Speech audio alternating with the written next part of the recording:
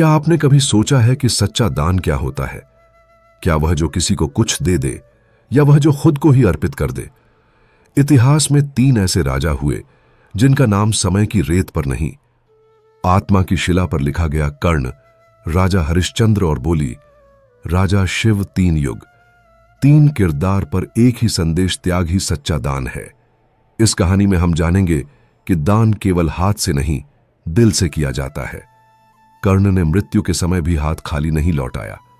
हरिश्चंद्र ने सच को बेचकर सत्य को खरीदा और शिव ने एक पक्षी की जान बचाने के लिए खुद को टुकड़े टुकड़े कर डाला। तो अगर आप जानना चाहते हैं कि क्या आप भी सच्चे दान की साधना कर सकते हैं, तो इस वीडियो को अंत तक जरूर सुनिए, क्योंकि यह सिर्फ कहानी नहीं, यह आत्मा की साधना है। जय श्री राधा कृष्ण। आप सभी भक्तों का हिडन टॉक्स में दिल से हार्दिक स्वागत है। यह कोई साधारण यूट्यूब चैनल नहीं, यह एक साधना है। वह साधना जो आपके हृदय को भक्ति, ज्ञान और जीवन की सच्ची प्रेरणा से जोड़ती है। यहां हर शब्द, हर कहानी, हर मंत्र आपकी आत्मा को परमात्मा से जोड़ने का सेतु है। अगर आप इस यात्रा में हमारे साथ हैं तो इस वीडियो को लाइक जरूर करें, कमेंट में श्रद्धा से लिखें जय श्री राधा कृष्ण और चैनल को सब्सक्राइब करके बेल आइकन दबा दें, ताकि हर अमृत वाणी सबसे पहले आपके हृदय तक पहुंचे। यह वीडियो सिर्फ एक कथा नहीं, यह भगवान की कृपा की छाया है, जहां हर सुनने वाला सिर्फ कहानी नहीं सुनता, बल्कि अपने जीवन की दिशा बदलता है। श्री कृष्ण की कृपा दृष्टि इस वीडियो को सुनने वाले हर व्यक्ति और उसके परिवार पर बनी रहे। आपके जीवन से रोग, शोक, दुख और दरिद्रता दूर हो और आपके घर में राधा रानी और कृष्ण की रासलीला हमेशा बनी रहे, ऐसी हम प्रार्थना करते हैं। जीवन में चाहे कितना ही अंधेरा क्यों ना हो, अगर मन में कृष्ण बस जाए तो हर राह रोशन हो जाती है, क्योंकि जब मन राधा के प्रेम में डूब जाए तभी आत्मा का कल्याण होता है। तो आइए प्रेम सेवा और सच्चे ज्ञान की इस दिव्य यात्रा में हमारे साथ कदम से कदम मिलाकर चलिए। हिडन टॉक्स, जहां हर शब्द अमृत है और हर कथा आत्मा को मोक्ष की ओर ले जाती है। जय श्री राधे, जय श्री कृष्णादान। एक छोटा सा शब्द पर इसकी गहराई वैसी ही है जैसे समुद्र की, और इसका प्रभाव वैसा ही है जैसे आत्मा पर प्रभु का आशीर्वाद। दुनिया में बहुतों ने दान किया, किसी ने सोने का किया, किसी ने अन्न का, किसी ने वस्त्रों का। लेकिन जब श्री कृष्ण से पूछा गया कि सच्चा दान किसे कहते हैं, तब उन्होंने 3 नाम लिए, कर्ण, हरिश्चंद्र और बोली राजा। यह तीनों नाम प्रतीक हैं उस त्याग, उस समर्पण, उस श्रद्धा और उस निस्वार्थ भाव के जो सच्चे दान का आधार है।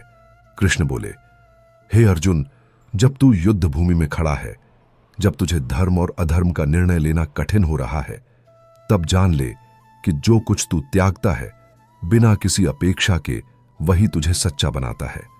दान केवल वह नहीं जो हाथों से दिया जाए, दान वह है जो आत्मा से निकलकर किसी अन्य की आत्मा को छू जाए। कर्ण का नाम सुनते ही आज भी सहस्त्रों हृदयों में वेदना दौड़ जाती है। सूर्यपुत्र कर्ण, वह योद्धा जो स्वयं को नहीं जानता था, पर जिसने अपना सर्वस्व दे दिया। एक बार एक ब्राह्मण उसके द्वार पर आया और उससे सोने की मुद्रा मांगी। कर्ण उस समय युद्ध भूमि में था, उसका शरीर घायल था, पर उसने कहा है, ब्राह्मण, मेरी जंघा की हड्डी लौट कर ले जा, उसमें सोना है। और उसने अपनी हड्डी तोड़ने का आदेश स्वयं दिया। यह दान नहीं, आत्मा की पूर्ण आहति थी। न कोई महल था, न कोई सभा, न कोई भीड़ भाड़, पर उसका दान ब्रह्मांड तक गूंज गया। श्री कृष्ण मुस्कुराए और बोले, हे अर्जुन, जब कोई बिना पहचान, बिना गरिमा के, बिना प्रतिफल की चाह के अपना सब कुछ दे देता है, तो वह देवताओं से भी महान हो जाता है। फिर कृष्ण ने हरिश्चंद्र का नाम लिया। सत्यवादी राजा हरिश्चंद्र, जिन्होंने सत्य के मार्ग पर चलते हुए अपना सिंहासन खोया, अपना राज्य त्यागा, अपनी रानी और पुत्र को खो दिया और स्वयं श्मशान में काम करने लगे। जब तक महर्षि विश्वामित्र को उनका सत्य परीक्षण पूरा ना हुआ, तब तक हरिश्चंद्र ने हार नहीं मानी उन्होंने अपनी पत्नी के कंधे पर रखे पुत्र के शव को देखकर भी करुणा नहीं दिखाई, क्योंकि करुणा नहीं, न्याय और सत्य उनका धर्म था। कृष्ण बोले, हे अर्जुन, जब तू धर्म संकट में हो तो हरिश्चंद्र को याद कर, जिन्होंने अपने पुत्र की चिता जलाने से पहले उसकी कीमत ली, क्योंकि सत्य उनसे ऊपर कुछ भी नहीं था। ऐसा त्याग, ऐसा दान जिसमें राजा स्वयं सेवक बन जाए, जिसमें पिता स्वयं जलाने वाला बन जाए, वह ब्रह्मा को भी द्रवित कर देता है। फिर कृष्ण ने कहा, तीसरे हैं बोली राजा महाबली बलि, जो बाम्बिगर, जो असुरों का राजा था, पर जिसने वामन भगवान को 3 पग भूमि दान में का थे दी, परंतु वह 3 पग पृथ्वी नहीं थी, वह तो उसका सर्वस्व था। वामन ने पहला पग पृथ्वी पर रखा, दूसरा आकाश में, और तीसरे के लिए बोला, हे बलि, अब कहां रखूं पग? तब बोली राजा ने कहा, हे प्रभु, मेरा सिर प्रस्तुत है, उसे चरणों से पावन कीजिए।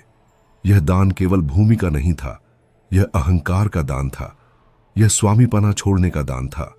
श्री कृष्ण बोले, जब कोई राजा स्वयं को अर्पण कर दे, तब देवता भी चरणों में गिरते हैं।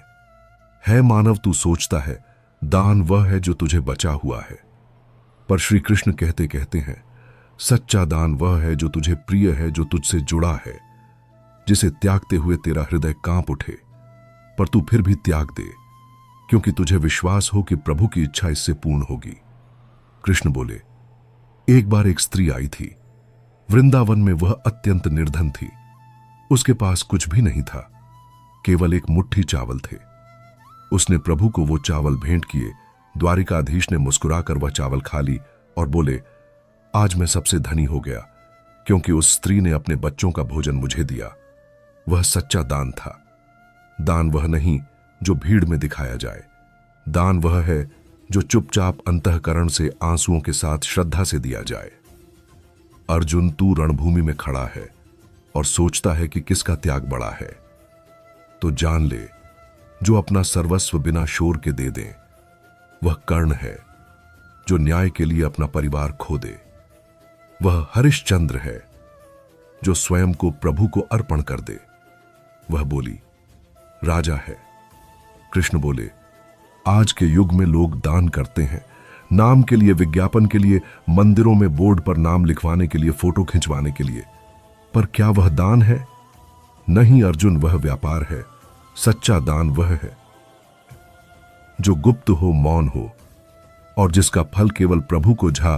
दान केवल धन का नहीं होता, किसी की पीड़ा सुनना भी दान है, किसी के आंसू पोंछना भी दान है, किसी भूखे को भोजन देना भी दान है, किसी दुखी को गले लगाना भी दान है, और यदि तू किसी के पापों को क्षमा कर दे तो वह भी दान है, क्योंकि दया, क्षमा, प्रेम, यह दान के उच्चतम रूप हैं। एक बार अर्जुन ने पूछा, हे माधव, मैं लाखों स्वर्ण मुद्राएं दान कर दूं, क्या वह तुम्हें प्रिय होगा? श्री कृष्ण बोले, यदि वह तुझ में गर्व पैदा करे तो वह विष से भी घातक है, और यदि तू एक आंसू किसी दुखी के लिए बहा दे तो वह मुझे 1000 अश्वमेध यज्ञों से अधिक प्रिय है। कृष्ण बोले, दान में केवल वस्त्र और अन्न नहीं, तेरी वाणी, तेरा समय, तेरा मन, तेरी निष्ठा भी होनी चाहिए। एक गुरु अपने शिष्य को ज्ञान देता है, वह भी दान है। एक मां अपने पुत्र को संस्कार देती है, वह भी दान है। एक सेवक अपनी निष्ठा से मालिक का घर संभालता है, वह भी दान है मानव, इस कलयुग में धन के साथ साथ तू सच्चाई का, विनम्रता का, प्रेम का और विश्वास का दान कर। जब तू किसी को आदर देता है, जब तू किसी की गलती क्षमा करता है, जब तू किसी भूले हुए को मार्ग दिखाता है, तो तू कर्ण, हरिश्चंद्र और बोली राजा की परंपरा को आगे बढ़ाता है। श्री कृष्ण अंत में बोले, यदि तू चाहता है कि तेरा जन्मों जन्म सुधरे तो ऐसा दान कर कि उसका मूल्य तुझे भीतर से बदल दे। दान ऐसा हो जो तुझे अहंकार से मुक्त करे, दान ऐसा हो जो किसी के जीवन में प्रकाश बन जाए, और सबसे बड़ा दान है तेरा स्वयं का दान। जब तू अपनी इच्छाएं, अपना क्रोध, अपना मोह, अपना लोभ प्रभु के चरणों में रख दे, तभी तेरा जीवन सफल होगा। हे अर्जुन, युद्ध केवल शस्त्रों से नहीं, भावनाओं से भी होता है। जब तू अपने भीतर के राक्षसों से लड़ेगा, वासना, ईर्ष्या, द्वेष, मोह और उन्हें पराजित करेगा, तब तू सच्चा दानी बनेगा। और जब तू अपने स्वार्थी की बलि चढ़ाकर किसी अनजान के लिए कुछ करेगा, तब प्रभु स्वयं तुझ में प्रकट होंगे। सच्चा दान एक यज्ञ है जिसमें तू अपनी आत्मा को समर्पित करता है, प्रभु की इच्छा में विलीन होकर, और संसार के कल्याण के लिए अपनी उपस्थिति को भूला देता है। इसलिए हे मानव, जीवन में यदि कुछ देना ही है तो ऐसा दो जो अमर हो जाए, जो ना शास्त्र मिटा सके, ना काल निगल सके, और जो तेरे मरने के बाद भी किसी के जीवन को संजीवनी दे सके। वही सच्चा दान है।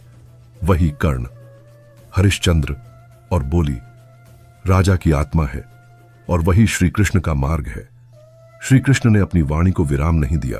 वे बोले, हे मानव, तू सोचता है कि संसार में सब कुछ तेरे पास है, धन, वैभव, प्रतिष्ठा, मान, आसान। पर जब समय तुझसे यह सब छीन लेता है, तब तुझे समझ आता है कि असली संपत्ति क्या थी, तेरा असली बल क्या था। तू जिस वैभव पर गर्व करता है, वह एक दिन रेत की तरह तेरे हाथों से फिसल जाएगा। जो वास्तव में बचेगा वह होगा तेरा भाव, तेरा त्याग, तेरा संकल्प और तेरा सच्चा दान। कृष्ण बोले, एक बार द्वारका में एक वृद्ध दंपति आया। वे अत्यंत दरिद्र थे। उनके वस्त्र फटे हुए थे, शरीर कमजोर था, परंतु उनकी आंखों में एक अलौकिक तेज था। रुक्मणी ने जब उन्हें देखा तो कहा, प्रभु, यह कौन है? आपने इन्हें कैसे दर्शन दिए? बिना बुला लिया? कृष्ण मुस्कुराए और बोले, यह वही हैं जिन्होंने अपने अंतिम जीवन के क्षणों में वह दान किया था जिसे आज भी देवता स्मरण करते हैं। वे अपनी झोपड़ी में रहते थे। एक दिन रात्रि में एक भूखी गाय उनके द्वार पर आ गई।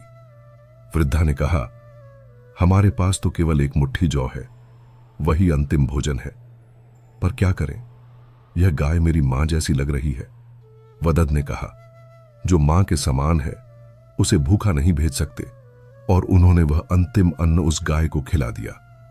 अर्जुन ने विस्मय से पूछा, प्रभु, पर यह तो बहुत छोटी सी बात है। कृष्ण बोले, नहीं पार्थ, यह वही बात है जो तुझ जैसे वीरों को समझनी है।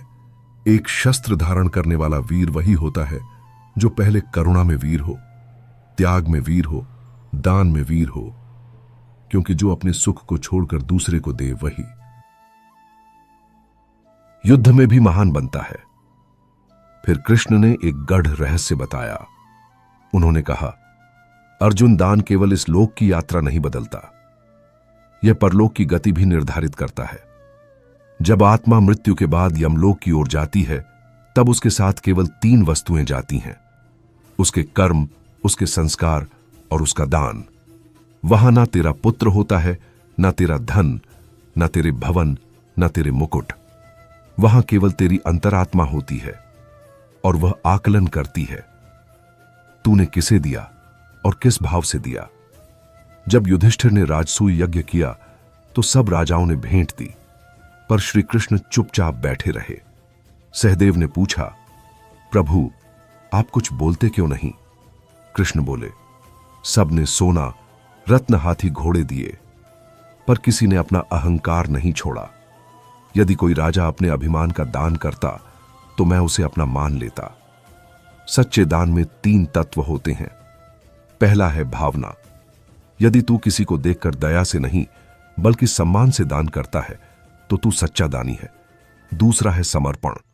यदि तू सोचता है कि जो कुछ है वह तेरा नहीं बल्कि ईश्वर का है, तो तेरा दिया हुआ दान तुझसे नहीं, प्रभु से आता है। और तीसरा है मौन। जो दान गुप्त हो वह ईश्वर को सबसे प्रिय होता है। कृष्ण ने एक कथा सुनाई। एक बार एक साधु जंगल में ध्यान कर रहा था। एक निर्धन बालक प्रतिदिन उसे कुछ कंद मूल ला देता था। वह साधु प्रसन्न होता था और कहता, बेटा तू मुझे क्या देता है? बालक कहता, बाबा, यह मेरा नहीं, भगवान का है। जो उन्होंने मुझे दिया वह मैं आपको लौटा रहा हूं। एक दिन वह साधु प्रभु से कहने लगा, है नारायण, मुझे मोक्ष दो, मैं वर्षों से तपस्या कर रहा हूं। प्रभु ने उत्तर दिया, तेरी तपस्या सफल तभी होगी जब तू उस बालक के समान निस्वार्थ बन जाएगा, क्योंकि वह बालक तुझसे बड़ा दानी है। उसने बिना सोचे अपना सर्वस्व दिया और तू वर्षों से केवल मांग रहा है। अर्जुन ने सुना और चकित रह गया। वह बोला, प्रभु, क्या कोई निर्धन भी इतना बड़ा दानी हो सकता है? कृष्ण बोले, पार्थ, दान का मूल्य वस्तु में नहीं, भाव में होता है। एक निर्धन का एक ग्रास दान एक राजा के 1000 स्वर्ण मुद्रा से श्रेष्ठ होता है। यदि वह दया से, स्नेह से, विश्वास से दिया गया हो। एक जल की बूंद जो प्यासे को दी जाए, वह ब्रह्मा के कमंडल से भी पवित्र होती है। कृष्ण ने एक और प्रसंग सुनाया। एक बार एक स्त्री अपने बच्चे को लेकर गोवर्धन पर्वत पर आई। उसके पास कुछ नहीं था। वह रो रही थी, प्रभु, मेरे बच्चे को दूध नहीं मिल रहा।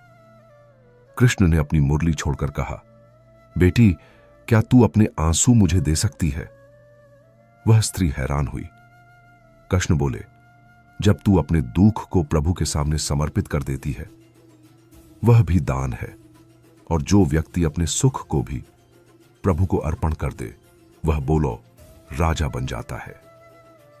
हरिश्चंद्र ने केवल सत्य का पालन नहीं किया, उन्होंने अपने स्वाभिमान, अपने पुत्र और पत्नी तक को खो दिया, पर उन्होंने ईश्वर के न्याय पर विश्वास नहीं खोया। जब यमदूत उन्हें लेने आए, तब उन्होंने कहा है, हरिश्चंद्र, तुम्हारा तप, तुम्हारा त्याग, तुम्हारा दान अब इतना महान हो चुका है कि तुम इस मृत्यु को भी वरदान बना चुके हो। दान का अर्थ केवल वस्त्र या भोजन नहीं, यह आत्मा की परिपक्वता है। जब तू किसी के हृदय को छू ले, जब तू किसी की अंतरात्मा को आशा से भर दे, तब ता सच्चा दानी बनता है। एक शिक्षक जब बच्चों को सिखाता है तो वह जान का दान करता है। एक किसान जब बीज बोता है तो वह प्रकृति के लिए अन्न का दान करता है।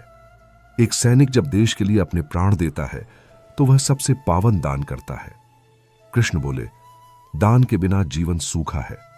वह बगीचा जिसमें कोई फूल नहीं, वह आंगन जिसमें कोई अतिथि नहीं, वह हृदय जिसमें कोई दान का भाव नहीं, सब शून्य है। और जो हृदय इस ब्रह्मांड के लिए खुल जाए, वह ही श्री हरि का मंदिर बन जाता है। आज के युग में लोग दिखावे के लिए दान करते हैं, वीडियो बनवाते हैं, अखबारों में छपवाते हैं, मंच से घोषणा करते हैं, परंतु दान का पुण्य तब मिलता है जब वह केवल ईश्वर जानता है और कोई नहीं। जब तेरी हथेली बाएं हाथ से दे और दाएं हाथ को खबर ना हो, तब तेरा दान सफल होता है। कृष्ण ने कहा है, मानव, यदि तू सच्चा दान करना चाहता है तो किसी अनाथ के सिर पर हाथ रख, किसी बुजुर्ग की पीठ सहला, किसी विधवा को सम्मान दे, किसी असहाय को गले लगा। यह छोटे छोटे दान प्रभु के चरणों में बड़े बड़े पुष्प बन जाते हैं। तू मंदिरों में दीप जलाता है, यह अच्छा है, पर यदि तू किसी अंधेरे घर में चुपचाप एक दीपक रखाए तो वह मेरे लिए अधिक पवित्र है। तू मेरे लिए मिठाई लाता है, यह आनंददायक है, पर यदि तू किसी भूखे बच्चे को मिठाई खिला दे तो मुझे उससे अधिक प्रेम मिलता है। हे मानव, यदि तू दान करना ही चाहता है तो अपने घमंड का कर, अपने क्रोध का कर, अपने लोभ, अपने भय, अपने मोह का कर, क्योंकि जब तू भीतर से खाली होगा तभी मैं तुझ में भर सकूंगा। जब तू अपने विचारों को मुझे दे देगा तभी मैं तुझे बुद्धि दूंगा। जब तू अपने कर्मों को समर्पित करेगा तभी तेरा भाग्य बदलेगा। दान से बड़ा कोई धर्म नहीं, और त्याग से बड़ा कोई तप नहीं, और समर्पण से बड़ा कोई प्रेम नहीं। अंत में श्री कृष्ण बोले, हे मानव, तू जीवन में बहुत कुछ बन सकता है। विद्वान, राजा, योद्धा, धनिक पर यदि तू दानी नहीं बना तो तेरा सब कुछ व्यर्थ है। और यदि तू एक क्षण के लिए भी किसी के आंसू पोंछ दे, किसी के जीवन में आशा जगा दे, तो तूर ने वह कर लिया जो कि पाप है, जो 1000 जन्मों के तप से भी नहीं होता। कर्ण हरिश्चंद्र और बोली, राजा तेरे आदर्श हैं, क्योंकि उन्होंने अपने सुख को त्यागा और दूसरे को दिया। तू भी ऐसा कर क्योंकि सच्चा दान वह है जो तुझे ईश्वर के समीप ले जाए। और जब तू ऐसा दान करेगा तब श्री कृष्ण स्वयं तेरे जीवन का रथ चलाएंगे। श्री कृष्ण ने गहरी दृष्टि से, युधिष्ठिर, राजसूय यज्ञ, दान, अहंकार, सच्चा दान, भावना, समर्पण, मौन, साधु, निर्धन बालक, ध्यान, मोक्ष, हरिश्चंद्र, सत्य, त्याग, मृत्यु, दान, वस्त्र, भोजन, आत्मा, अंधेरे घर, दीपक, सम्मान, सच्चा दान, मानव जीवन। अर्जुन की ओर देखा और बोले, पार्थ, यह जीवन एक नदी की तरह है, कभी शीतल, कभी प्रबल, कभी शांत, कभी चंचल। किंतु जिस प्रकार नदी अपने जल को रोक कर नहीं रखती, बहा देती है, वैसे ही सच्चा मनुष्य अपने पास जो भी हो उसे बहाता है, बांटता है, देता है। जो रोके रखे वह अंततः सड़ जाता है। यही कारण है कि मैं सदैव दान को जीवन का प्रवाह मानता हूं। एक नदी की धारा के समान तूने कर्ण को देखा, हरिश्चंद्र को सुना, बोली, राजा को जाना, परंतु क्या तू जानता है कि इस कलयुग में भी ऐसे दानी जन्म लेते हैं जो ना राजा हैं, ना योद्धा, ना ज्ञानी, फिर भी प्रभु के समान हो जाते हैं, क्योंकि उन्होंने वह दिया जो सबसे मूल्यवान है, अपना हृदय। एक बार एक गांव में एक निर्धन महिला रहती थी। वह स्वयं भूखी रहती, परंतु जब भी कोई भिखारी दवार पर आता वह कुछ ना कुछ उसे दे देती। कभी रोटी का एक टुकड़ा, कभी अपने बेटे की कमीज, कभी अपनी बिछात तक देती। गांव वाले हंसते थे, उसे पागल कहते थे, पर वह मुस्कुराकर कहती, मेरे पास कुछ नहीं, परंतु मैं जिस भाव से देती हूं वह मेरा सच्चा धन है। वर्षों बीते, जब वह वृद्धा मरी तब गांव में अचानक एक सुगंध फैल गई। एक आकाशीय दीपक जल उठा। गांव वाले विस्मित रह गए। एक संत ने कहा, तुम लोग जिसे मूर्ख समझते थे वह देवी तुल्य थी। उसके दान का पुण्य इतना था कि देवता स्वयं उसे लेने आए हैं। देखो पार्थ, यह है सच्चा दान, बिना अपेक्षा के, बिना दिखावे के, बिना नाम के कृष्ण। फिर बोले, एक बार एक राजा ने पूछा, हे प्रभु, मैं क्या दान करूं जिससे मेरा अगला जन्म दिव्य हो जाए? मैंने उत्तर दिया, तू वह दान कर जो तुझसे सबसे अधिक प्रिय है। राजा ने सोचा, मेरे लिए सबसे प्रिय तो मेरा पुत्र है, क्या मैं उसे दान कर दूं? मैंने कहा, नहीं, तू उसकी बलि नहीं दे रहा, तू उसका भविष्य बना सकता है। उसे ऐसे संस्कार दे कि वह दूसरों के लिए जीवन जिए, सेवा करे, प्रेम करे, यही उसका दान होगा, क्योंकि सच्चा दान केवल वस्तु का नहीं, संस्कारों का होता है। कलयुग में मनुष्य भ्रमित है। वह सोचता है कि उसने मंदिर बनवाया, तीर्थ कराया, यह बड़ा पुण्य है। परंतु यदि तू अपने माता पिता की सेवा नहीं कर पाया, अपने गृह का सम्मान नहीं किया, किसी भूखे की थाली नहीं भरी, तो तेरे सारे यज्ञ व्यर्थ हैं। सच्चा दान केवल बाहर नहीं, भीतर भी होता है। जब तू अपने भीतर की कटुता दान करता है, जब तू अपना अभिमान छोड़ता है, अपने दोषों को स्वीकार कर उन्हें सुधारता है, तब तू ईश्वर को स्वयं को अर्पित करता है। कृष्ण बोले, मैंने स्वयं एक दिन सुदामा का नमक भात खाया था। क्यों? क्योंकि उसमें प्रेम था, भाव था, समर्पण था। वह भात सोने से भी कीमती था, क्योंकि सच्चा दान वह होता है जो सामने वाले के हृदय को छू ले, जो शरीर को नहीं, आत्मा को तृप्त कर दे। जब एक मां अपने बच्चे को दूध पिलाती है, वह भी दान है, प्रेम का, स्नेह का, जीवन का। जब एक बहन अपने भाई को राखी बांधती है, वह भी दान है, विश्वास का, रक्षा का। जब एक संत अपने शिष्य को गढ़ जान देता है, वह भी दान है, प्रकाश का, चेतना का। देखो पार्थ, यह सृष्टि दान से ही चल रही है। सूर्य अपनी रोशनी का दान करता है, वायु अपनी सांसें, पृथ्वी अपना अन्न, गगन अपना आकाश। फिर मनुष्य क्यों रोके बैठे? अपने पास सब कुछ दान करने वाला बड़ा नहीं होता, दान का भाव बड़ा होता है। जिस दिन तू इस सत्य को समझेगा, उस दिन तुझे जात होगा कि धर्म, योग, भक्ति सबका मूल स्रोत त्याग है, और त्याग का सबसे सरल रूप है दान। एक बार नारद मुनि ने पूछा, हे प्रभु, इतने युगों में आपको किसने सबसे प्रिय दान दिया है? मैं मुस्कुराया और कहा, एक बार एक किसान ने खेत से लौटते हुए एक कन्या को रोते देखा। उसके पास केवल एक रोटी थी। वह स्वयं भूखा था, पर उस कन्या की पीड़ा ने उसका हृदय पिघला दिया। उसने रोटी उसे दे दी। वह कन्या कोई साधारण नहीं, मेरी लीला थी। वह किसान मेरा सखा बन गया। क्यों? क्योंकि उसने ना सोचकर ना तौलकर केवल करुणा से दिया। कृष्ण बोले, तू सोचता है कि तेरे पास देने को कुछ नहीं, यह भ्रम है। तेरे पास भाव है, मुस्कान है, समय है, ध्यान है। तू किसी की बात सुन ले, यह भी दान है। तू किसी के लिए प्रार्थना कर दे, यह भी दान है। तू किसी का अपमान न करे, यह भी दान है। तू किसी की भूल को क्षमा कर दे, यह भी दान है। तू किसी की को गले लगा ले, यह भी दान है। आजकल लोग कहते हैं मेरे पास समय नहीं है मानव, यह सबसे बड़ा अभाव है।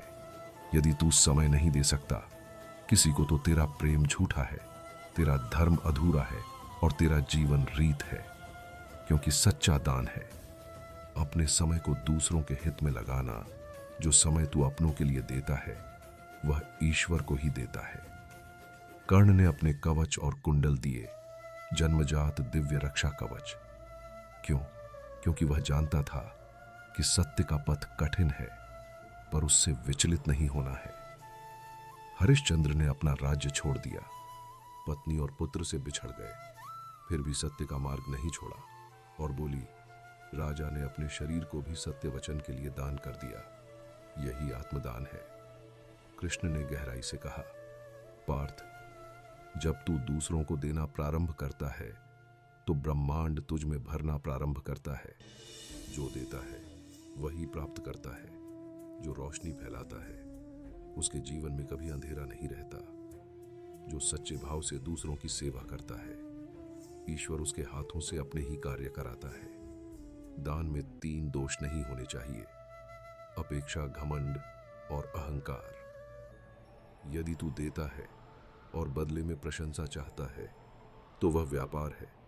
यदि तू देता है और कहता है मैंने दिया तो वह प्रदर्शन है।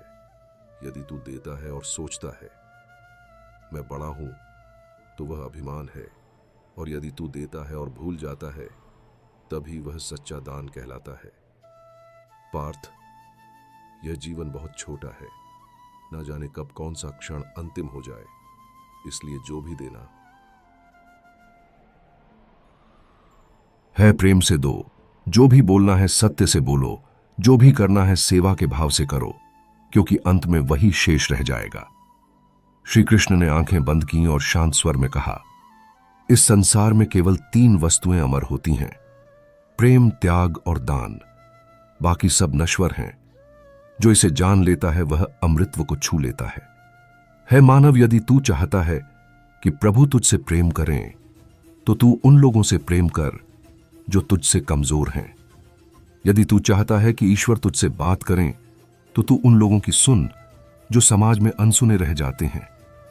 यदि तू चाहता है कि प्रभु तुझे धन दें तो तू अपना सबसे प्रिय वस्तु किसी जरूरतमंद को दे। यही है सच्चा दान, यही है सच्चा धर्म, यही है सच्चा जीवन। और जब तू यह कर पाएगा तब ना तुझे किसी स्वर्ग की चाह होगी ना किसी मोक्ष की, क्योंकि तू वहीं पहुंच चुका होगा जहां प्रभु रहते हैं। सेवा, प्रेम, करुणा और सच्चे दान के मंदिर में श्री कृष्ण ने अपने नेत्रों को थोड़ी देर के लिए मुंद लिया और फिर बोले, पार्थ, तूने अब तक वह सब सुना जो युगों की परंपरा में दान की सर्वोच्च मिसालें थी, पर अब मैं तुझे एक ऐसी कथा सुनाता हूं जो न किसी शास्त्र में दर्ज है न किसी ग्रंथ में। यह कथा उस दानी की है जिसने ना तो युद्ध लड़ा, न तपस्या की, न तीर्थों का भ्रमण किया और ना ही कोई बड़ा यज्ञ किया, फिर भी वह मेरे चरणों का सर्वप्रिय भक्त बन गया। जानना चाहेगा? उसकी कथा। अर्जुन ने श्रद्धा से सिर झुकाया। कृष्ण बोले, यह कथा कलयुग के एक ऐसे व्यक्ति की है जिसका नाम था श्यामू। वह एक साधारण मोची था, दिन भर जूते बनाता सिलता और शाम को वही कमाई लेकर घर लौटता जहां उसकी पत्नी और 2 छोटे छोटे बच्चे उसकी प्रतीक्षा करते थे। जीवन कठिन था, पेट भरना मुश्किल, पर फिर भी उसके चेहरे पर संतोष की मुस्कान होती थी। क्यों? क्योंकि उसने सीखा था संतोष ही सबसे बड़ा धन है। श्यामू का एक नियम था, हर रोज एक रोटी वह किसी भूखे को देता था। चाहे खुद भूखा रह जाए, पर वह रोटी किसी गरीब को जरूर देता। उसके घर के बाहर एक पत्थर पड़ा था, वहीं बैठा करता था वह हर संध्या, और जैसे ही कोई भूखा आता वह अपनी पोटली से रोटी निकाल कर देता। लोग कहते, क्या मिलेगा तुझे, इससे तू गरीब आदमी है, तू क्यों दान करता है? पर श्यामू मुस्कुराकर कहता, यह रोटी नहीं, मेरा हृदय है, और जो हृदय से देता है वही सच्चा दानी होता है। एक दिन नगर में एक बड़ा संकट आ गया। महामारी फैली, लोग एक दूसरे से दूर भागने लगे। श्यामू का बेटा भी बीमार हो गया। पास पैसे नहीं थे, कोई वैद्य पास नहीं आया। पत्नी रोई। लोगों ने कहा, अब तो तू भी अपनी रोटी बचा ले, बेटे के लिए दूध खरीद ले। पर श्यामू ने वही किया जो उसका नियम था, रोटी फिर एक भूखे को दे दी।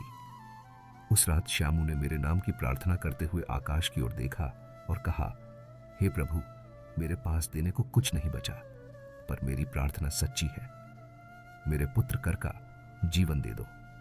मैं अपनी अंतिम रोटी भी तुम्हें अर्पित करता हूं। पार्थ उसी क्षण मेरी कृपा उस नगर में बरस पड़ी। न केवल उसका बेटा स्वस्थ हुआ, बल्कि महामारी का प्रकोप भी शांत हो गया। सब चकित रह गए, यह चमत्कार कैसे हुआ? पर मैं जानता था यह एक साधारण मोची के सच्चे दान का फल था। अर्जुन की आंखों में आंसू थे। वह बोला, हे केशव, क्या आप स्वयं उस रोटी को ग्रहण करते थे? कृष्ण ने मुस्कुराकर कहा, हां पार्थ, जब वह रोटी उस भूखे को देता था तब वह रोटी मुझ तक आती थी। जब वह किसी थके हुए को बैठने की जगह देता था तब वह मुझे विश्राम देता था। जब वह एक बच्चे को स्नेह से देखता था तब मैं उसमें अपना अंश पाता था। क्योंकि जो भी भाव से देता है वह वस्तु मुझ तक पहुंचती है, और यही कारण है कि मैं उसे अपने समान प्रिय मानता हूं। जैसे कर्ण हरिश्चंद्र या बोली, राजा दान केवल बड़ा दिखावा नहीं है, कभी कभी एक चुप मुस्कान, एक सच्चा क्षमा, एक सहानुभूति का हाथ, एक सच्चा शब्द, ये सब भी वही प्रभाव रखते हैं जो करोड़ों की धनराशि नहीं कर सकती। क्योंकि प्रभु भाव के भूखे होते हैं, द्रव्य के नहीं। तब अर्जुन ने कहा, प्रभु, क्या आप मुझे बता सकते हैं कि मैं इस युग में क्या दान करूं जो सबसे श्रेष्ठ हो? श्री कृष्ण बोले, पार्थ, इस युग में सबसे बड़ा दान है धैर्य का दान, क्षमा का दान और श्रद्धा का दान। जब कोई तुम्हारे साथ बुरा करे और तुम उसे उत्तर में अच्छा दो, यह क्षमा का दान है। जब कोई तुम्हारी आलोचना करे और तुम उसे प्रेम से उत्तर दो, यह धैर्य का दान है। जब सब हार मान ले और तुम फिर भी प्रभु पर विश्वास रखो, यह श्रद्धा का दान है। इन तीनों में से कोई भी यदि तू करता है तो तू मुझे साक्षात अपने हृदय में धारण करता है। फिर कृष्ण बोले, देख पार्थ, एक बीज भी यदि किसी वृक्ष के नीचे दान कर दिया जाए तो वह वृक्ष बनकर फल देता है। वैसे ही तेरे द्वारा किया गया हर छोटा कार्य यदि वह सच्चे भाव से किया गया हो तो वह ब्रह्मांड को सुंदर बनाता है। तू किसी बच्चे को पढ़ा दे, किसी वृद्ध को रास्ता दिखा दे, किसी अनजान को मुस्कान दे दे, यह सब भी वैसा ही दान है जैसा कर्ण ने अपने कवच कुंडल दिए। और याद रख, सबसे महान दान है स्वयं को देना। जब तू अपने समय, अपनी ऊर्जा, अपनी क्षमता, अपने विचार और अपने कर्मों को समाज के लिए, प्रभु की सेवा के लिए अर्पित करता है, तब तू अपने आप को प्रभु को समर्पित करता है। यही आत्मदान है, यही मुक्ति है, यही प्रेम का परमोच्च रूप है। श्री कृष्ण की वाणी उस समय एक दिव्य स्वर में गूंजने लगी। जो देता है वह ईश्वर के समीप जाता है, जो बांटता है वह मेरे हृदय में स्थान पाता है, और जो प्रेम से त्याग करता है वह मेरी आत्मा को छू जाता है। उस समय अर्जुन ने प्रणाम किया और कहा है, माधव, मैं अब समझ गया कि सच्चा दान क्या होता है। यह शरीर का नहीं, वस्तुओं का नहीं, अपितु आत्मा का दान है। कृष्ण मुस्कुराए, पार्थ, दान, धर्म, जीवन, स्वर्ग, मोक्ष। श्यामू साधारण मोची, संतोष जीवनदायिनी रोटी। महामारी, संकट, दान, कृपा, चमत्कार। कृष्ण रोटी, सेवा, प्रेम, खुदा, क्षमा, धैर्य, श्रद्धा, दान। आत्मदान, मुक्ति, प्रेम, समाज। दान, आत्मा, श्री कृष्ण, माधव। यही तो मैं तुझसे चाहता था कि तू समझे कि कर्ण का दान युद्ध भूमि में था, हरिश्चंद्र का दान सत्य के लिए था, बोली, राजा का दान प्रतिज्ञा के लिए था और श्यामू का दान प्रेम के लिए था। अब तू बता, इन सब में श्रेष्ठ कौन? अर्जुन ने कहा, प्रभु, अब मैं जान गया, सच्चा दान कोई एक नहीं, वह भाव है जो जहां जैसा भी है, जब वह प्रेम और निस्वार्थ भाव से देता है, वहीं सच्चा दानी होता है। श्री कृष्ण ने कहा, ठीक कहा पार्थ, यही जान है, यही धर्म है, यही योग है। कथा समाप्त हुई, पर श्री कृष्ण की वाणी आज भी कालातीत है। जब भी कोई निस्वार्थ प्रेम से देता है, वहां श्री कृष्ण मुस्कुराते हैं। जब भी कोई आत्मा दान करती है, वहां ईश्वर प्रकट होते हैं। और जब भी कोई मनुष्य अपने अभिमान को त्याग कर दूसरों के लिए कुछ करता है, वहां मोक्ष की सीढ़ी आरंभ होती है। तो है पाठक, यदि तू इस कथा को पढ़कर अपने जीवन में एक भी कर्म सच्चे भाव से करता है, तो समझ ले तूने भी वही किया जो कर्ण, हरिश्चंद्र और बोली राजा ने किया था, और प्रभु तेरे हृदय में स्थान ले चुके हैं। युगों युगों से मानव जीवन का सबसे बड़ा प्रश्न यही रहा है कि सच्चा दान क्या होता है। क्या वह दान जो बड़े बड़े मंदिरों में किया जाता है? क्या वह धन जो करोड़ों की राशि में किसी को अर्पण कर दिया जाए? क्या वह वस्त्र, अन्न, जल, भूमि या स्वर्ण जो किसी ब्राह्मण या जरूरतमंद को दे दिया जाए, यही सच्चा दान कहलाता है? और यदि ऐसा ही होता, तो फिर श्री कृष्ण स्वयं कर्ण, हरिश्चंद्र और बोली राजा की कहानियां अर्जुन को क्यों सुनाते? क्यों वे उस मोची श्यामू की कथा को अपने श्रीमुख से वर्णित करते, जो ना तो जानी था, न धनी, ना ही प्रसिद्ध? सत्य यही है कि सच्चा दान कभी भी केवल भौतिक नहीं होता। वह हृदय की गहराई से उत्पन्न होता है। वह उस क्षण का दान होता है जब मनुष्य अपने स्वार्थ, अपने अहंकार, अपने सुख, अपनी इच्छाओं को एक ओर रखकर किसी और के लिए कछ करता है। जब वह बिना फल की इच्छा के, बिना किसी प्रशंसा या प्रसिद्धि की चाह के, बिना किसी भय या लालच के, केवल और केवल प्रेम से कुछ देता है, वही सच्चा दान है। श्री कृष्ण ने जब कर्ण का उदाहरण दिया, तो वह दान उस वीरता का था जो प्राणों से अधिक आत्मसम्मान को मूल्य देता है। हरिश्चंद्र का दान सत्य के मार्ग पर सब कुछ न्यौछावर कर देने का था। बोली राजा का दान भक्ति की पराकाष्ठा का था, जहां उन्होंने अपना सब कुछ, अपना तन, मन, धन, अपना राज्य, अपनी सत्ता, अपना नाम, सब कुछ प्रभु वामन के चरणों में अर्पित कर दिया। और जब श्री कृष्ण ने उस साधारण मोची श्याम की कथा सुनाई, तो वह दर्शाने के लिए था कि दान न तो जात पात देखता है, न अमीरी गरीबी, न नाम और ना ही जान। दान केवल एक चीज देखता है। भाव हृदय में उठी, वह करुणा की तरंग जो यह कहे, आज मैं किसी के दुख को थोड़ा कम कर सकूं, यही मेरा सौभाग्य है। इस कथा का सार यही है कि दान वह नहीं जो हाथ देता है, दान वह है जो आत्मा देती है। जब तुम किसी को समय समय देते हो, वह दान है। जब तुम किसी की गलती को माफ कर देते हो, वह दान है। जब तुम किसी दुखी के साथ रो लेते हो, वह भी दान है। जब तुम अपने अधिकारों को छोड़कर दूसरों को प्राथमिकता देते हो, वह भी दान है।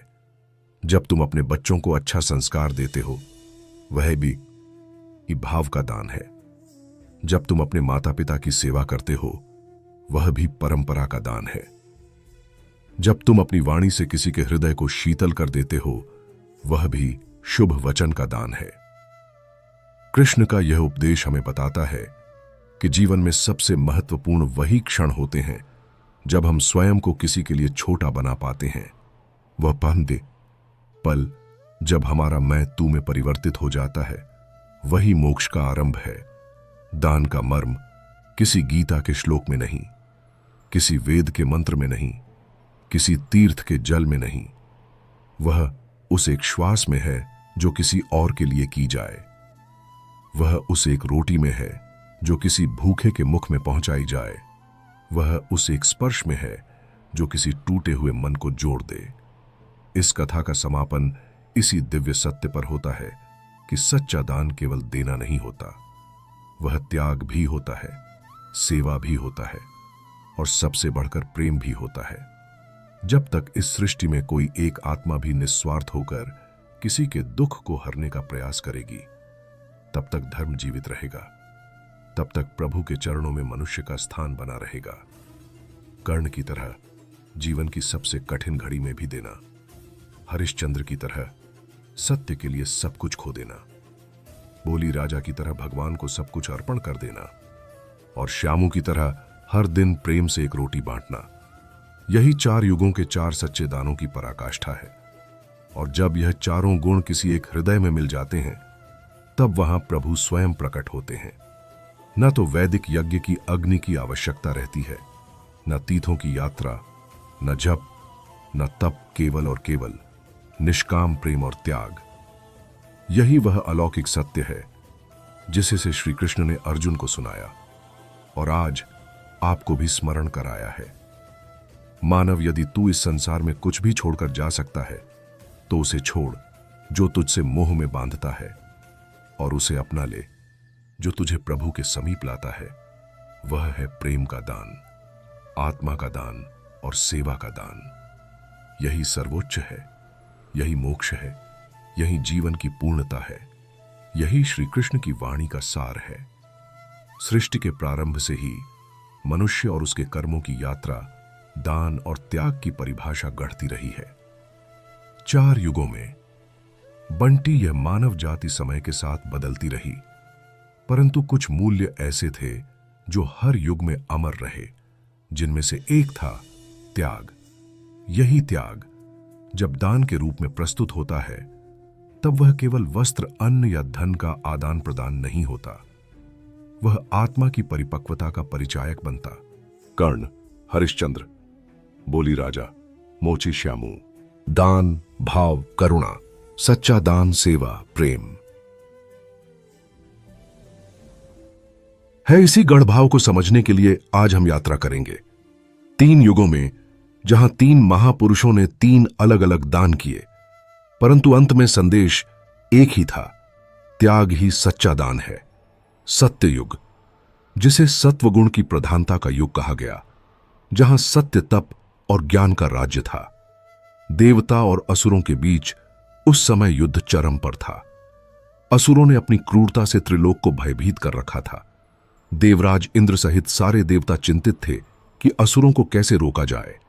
तब भगवान विष्णु प्रकट हुए और उन्होंने कहा कि असुरों के नाश के लिए एक ऐसा अस्त्र चाहिए जो अत्यंत दिव्य और शक्तिशाली हो। वह अस्त्र केवल महर्षि दधीच की हड्डियों से बन सकता है। देवताओं ने जब यह बात महर्षि दधीच को बताई, तब वे एक पल को भी नहीं हिचकिचाए।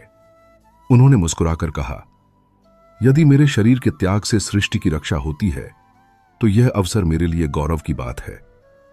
यह शरीर तो नश्वर है, पर यह त्याग अमर रहेगा।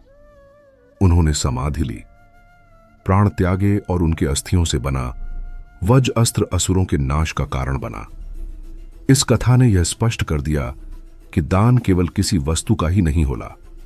दान तो वह है जो अपने अस्तित्व तक को न्यौछावर कर दे। महर्षि दधीच ने बताया कि त्याग में जितना दुख छुपा होता है, उतना ही उसमें दिव्यता भी होती है, और यही त्याग जब दान बनता है, तब वह युगों को प्रेरणा देता है। त्रेता युग में धर्म की परीक्षा कठिन हो चली थी। हर कोई अपने स्वार्थ में लिप्त था, परंतु उस युग में एक राजा थे, हरिश्चंद्र, जिनकी सत्यनिष्ठा और धर्म परायणता की कथाएं देवताओं तक भी गूंजती थीं। एक दिन महर्षि विश्वामित्र ने उनकी परीक्षा लेनी चाहिए और उन्हें वचनबद्ध कर लिया कि वे अपना समस्त राज्य धन, वैभव छोड़ दें। राजा ने निसंकोच सब कुछ दान कर दिया। केवल वचन निभाने के लिए वे दर दर भटकते रहे। पत्नी और पुत्र को भी अलग करना पड़ा। वे स्वयं एक श्मशान में दाह संस्कार के लिए कर वसूलने का कार्य करने लगे, और जब उनके अपने पुत्र की मृत्यु हुई, तब पत्नी उसे लेकर उनके पास पहुंची। धर्म की पराकाष्ठा देखिए। हरिश्चंद्र ने कर मांगा। पत्नी के पास कुछ नहीं था। उन्होंने अपनी साड़ी का अर्धांश देने की बात कही, लेकिन हरिश्चंद्र ने नियम नहीं तोड़ा। तब देवताओं ने प्रकट होकर कहा हे राजन, यह केवल एक परीक्षा थी। तुमने सिद्ध किया कि धर्म का पालन करना ही सच्चा दान है। राजा हरिश्चंद्र ने हमें यह सिखाया कि सच्चा दान वह होता है जिसमें व्यक्ति अपने अधिकारों, रिश्तों और यहां तक कि सम्मान का भी त्याग करता है, केवल सत्य और धर्म के लिए। यह त्याग ही उन्हें अमर बनाता है। द्वापर युग में जब अधर्म अपने चरम पर था, तब एक ऐसा दानी हुआ जिसने अपने जीवन को ही दान कर दिया। वह था अंगराज कर्ण, सूर्य पुत्र, जन्म से क्षत्रिय, परंतु जीवन से सूत पुत्र। समाज ने उसे तिरस्कृत किया, पर उसने कभी किसी से कुछ नहीं छीनना चाहा। जो भी मांगने आता वह उसे कभी खाली नहीं लौटाता। एक बार भगवान कृष्ण स्वयं उसके पास ब्राह्मण वेश में आए और उससे उसका कवच और कुंडल मांग लिए, जो जन्म से उसके शरीर से जुड़े थे। वह जानता था कि यह कवच और कुंडल ही उसकी रक्षा करते हैं, फिर भी उसने उन्हें बिना किसी पीड़ा के काट कर दे दिया। उसने जीवन भर दान दिया, धन, अस्त्र, रथ, और यहां तक कि अर्जुन के समक्ष युद्ध में जब उसका रथ धंस गया, तब भी वह शस्त्र त्याग कर रथ उठाने लगा, क्योंकि युद्ध में नियम था कि शस्त्र गिराने पर हमला नहीं होता। परंतु उस दिन नियम नहीं निभाया गया और कर्ण मारा गया। कर्ण का जीवन एक उदाहरण है उस दान का जो केवल वस्त्र या वस्तुओं का नहीं था। वह आत्मसम्मान, अस्तित्व और जीवन तक का था। उसका त्याग, उसकी निस्वार्थ ही उसे महान बनाती है। अब जब हम कलयुग में हैं, तब त्याग और दान की परिभाषा बदल गई है। लोग दान करते हैं, नाम और प्रसिद्धि के लिए कैमरे की चमक में भोजन बांटते हैं और उसी के वीडियो से समाज में वाहवाही बटोरते हैं। मंदिरों में लाखों दान कर दिल में स्वार्थ और दिखावा रखते हैं। त्याग अब आडंबर बन गया है, परंतु यह कलयुग का अंधकार ही भविष्य की चेतना बन सकता है, यदि हम पुनः उन युगों से सीखें जहां दधीच ने शरीर, हरिश्चंद्र ने धर्म और कर्ण ने आत्मसम्मान दान किया था। सच्चा दान वह है जो हम तब करते हैं जब हमारे पास भी कुछ नहीं होता, पर हम देने का साहस रखते हैं। त्याग वह है जो हमारे मैं को समाप्त करता है और हम की भावना को जन्म देता है। यह त्याग ही प्रभु के चरणों तक पहुंचने का मार्ग बनता है। महर्षि दधीच के अस्थियों से बना वज्र, हरिश्चंद्र की सत्य निष्ठा से संचित धर्म और कर्ण की आत्माहति से रक्षित दान, यह तीनों इस बात को सिद्ध करते हैं कि दान तब तक अधूरा है जब तक उसमें त्याग की आत्मा ना हो। वस्त्र दान से बड़ा है, क्रोध का त्याग अन्न दान से बड़ा है, स्वार्थ का त्याग धन दान से बड़ा है, अपने अहम का त्याग। त्याग का यह अमृत जब किसी के भीतर उतरता है, तब वह देवत्व को छू लेता है। यही कारण है कि श्री कृष्ण स्वयं गीता में कहते हैं, त्यागे नैव अमृतत्वम आनश्यु, अर्थात त्याग से ही अमृतत्व की प्राप्ति होती है। आज जब समाज टूट रहा है, रिश्ते स्वार्थ में उलझ रहे हैं, तब फिर से एक बार आवश्यकता है उस त्याग की। कोई मां अपने बेटे के लिए रात भर जागती है, वह त्याग है। कोई किसान बिना मुनाफे की चिंता किए फसल उगाता है, वह त्याग है। कोई शिक्षक विद्यार्थियों को बेहतर बनाने के लिए तन मन से लगा रहता है, वह त्याग है। त्याग हर युग में मौजूद है, बस उसे पहचानने की दृष्टि चाहिए, और जब यह दृष्टि हमें प्राप्त हो जाए, तब हम जानेंगे कि हर दान का मूल केवल वस्तु नहीं, बल्कि हरिश्चंद्र सत्य, धर्म, कर्ण दान, आत्मसम्मान, त्याग दान, कलयुग। भावना है। यदि भावना में शुद्धि है तो दान अमर है, और यदि भावना में स्वार्थ है तो दान केवल एक सौदा है। प्रश्न उठता है, क्या हम कर्ण बन सकते हैं? क्या हम हरिश्चंद्र की तरह अपने धर्म की रक्षा कर सकते हैं? क्या हम दधीची की तरह अपने अस्तित्व को समाज के लिए न्यौछावर कर सकते हैं? उत्तर है हां, यदि हम चाहे तो निश्चित कर सकते हैं। त्याग केवल मृत्यु के बाद नहीं होता, वह जीवन के हर क्षण में हो सकता है। जब कोई पिता अपनी जरूरतें छोड़कर बच्चों की किताबें खरीदता है, वह त्याग है। जब कोई बहन अपनी शादी के सपनों को छोड़कर भाई की पढ़ाई में मदद करती है, वह त्याग है। जब कोई युवा बुजुर्गों के लिए खाना बनाता है, वह त्याग है। 3 दानी दधीचे। हरिश्चंद्र और कर्ण, 3 युग सत्ययुग त्रेता युग, द्वापर युग और एक ही संदेश त्याग ही सच्चा दान है। यह कथाएं केवल इतिहास नहीं जीने की शैली है। यह प्रसंग केवल पौराणिक कथाएं नहीं, बल्कि आत्मा को जागृत करने वाले दीप है। इस कलयुग में जब हर कोई कुछ पाने की लालसा में दौड़ रहा है, तब कोई ऐसा बने जो कुछ छोड़ने की प्रेरणा दे। जब सब मैं की पुकार में उलझे हो, तब कोई हम के लिए खड़ा हो, और तब वह मनुष्य नहीं रहेगा, वह साक्षात त्याग मूर्ति कहलाएगा। श्री कृष्ण कहते हैं, है अर्जुन, यदि त्याग की भावना से कोई एक कण भी देता है तो वह मेरे लिए शतांश स्वर्ण से बढ़कर है। यह वचन ही हमारी दिशा बन सकते हैं। आइए हम यह प्रण लें कि हम अपने जीवन में ऐसा त्याग अवश्य करेंगे जो किसी के जीवन में रोशनी ला सके, क्योंकि जब त्याग से दिया गया दान किसी के आंसू पहुंचता है, तब वह केवल दान नहीं, प्रभु का आशीर्वाद बन जाता है। राजा हरिश्चंद्र का त्याग, महादानी कर्ण का बलिदान और संत दधीच का आत्मदान, इन 3 पात्रों की कथाएं अब एक ही सूत्र में बंधने लगी थी। स्वर्गलोक में देवताओं के समक्ष भगवान श्री कृष्ण विराजमान थे। तीनों युगों के दृश्य ब्रह्मांडीय दृष्टि से स्पष्ट हो रहे थे। युग बदले, परिस्थितियां बदली, लेकिन एक बात अडिग रही, सच्चा दान वह है जिसमें अपने अहम का विसर्जन हो। श्री कृष्ण ने मुस्कुराते हुए नारद मुनि की ओर देखा और कहा, चलो अब इन तीनों को एक ही क्षण में बुलाया जाए। इनकी आत्माओं को, 3 युगों के दानियों को अब एक ही दिव्य सभा में एकत्र होना चाहिए। अब वह समय आ गया है जब त्याग की परिभाषा इन्हीं की वाणी से युगों युगों तक स्थापित की जाएगी।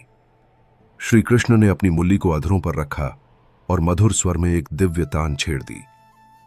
वह ध्वनि समय की सीमाओं को चीरती हुई त्रेता, द्वापर और सतयुग तक पहुंची। तीनों आत्माओं को जैसे कोई बुला रहा था। राजा हरिश्चंद्र, जो स्वर्ग में भी अपने सत्य और व्रत का पालन कर रहे थे। कर्ण, जो युद्ध के पश्चात मुक्त आत्मा बनकर आकाशगामी था। और दधीच, जिनकी अस्थियों से वज बना था। तीनों एक साथ श्री कृष्ण की सभा में प्रकट हुए। तीनों ने नमन किया। नारद मुनि विस्मित होकर देख रहे थे कि युगों की सीमाएं इस सभा में विलीन हो रही हैं।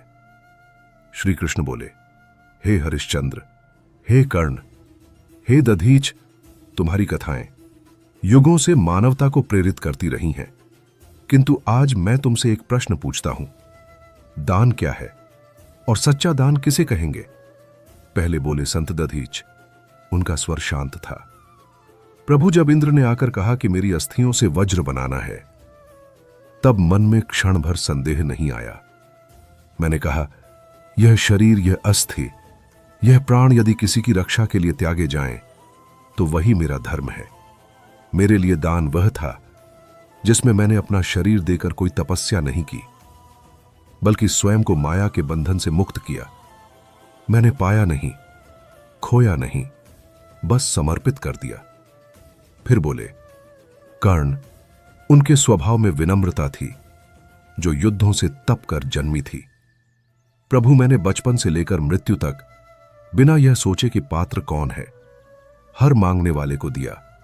लेकिन अंत में जब इंद्र स्वयं ब्राह्मण का वेश धरकर कवच कुंडल मांगने आए, तब मुझे हुआ कि अब मैं स्वयं मृत्यु को ही दान में दे रहा हूं।